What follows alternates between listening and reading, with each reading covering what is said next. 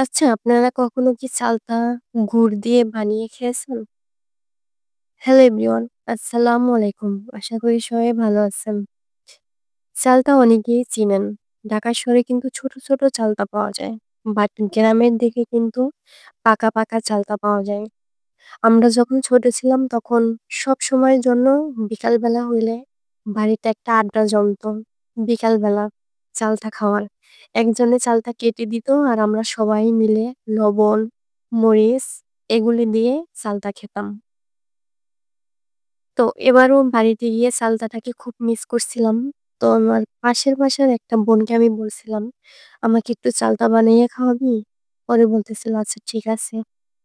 তো এক বাড়ি থেকে আমাদের বাসায় তো চালতা নেই। চালতা নিয়ে আসছিল। চালতা নিয়ে এসে ওদের আবার খাঁটি গুড় আছে, খেজুরের গুড়।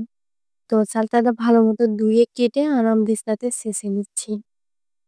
তো ছেঁচে ভালোমতো তারপরে এখানে একটু লেবু পাতা, খেজুরের গুড়, মরিচের গুঁড়া এবং লবণ দিয়ে এটা ভালোমতো আসানো হচ্ছে। আসানো বলতে এটা চুলার উপর দিয়ে মাখানো হচ্ছে।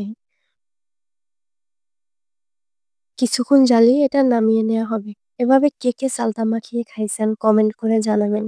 ছোটবেলায় তো আমরা প্রায়ই এভাবে খাইতাম। বিশ্বাস করেন এভাবে খেতে এত পরিমাণে স্বাদ, অনেক মজা, অনেক।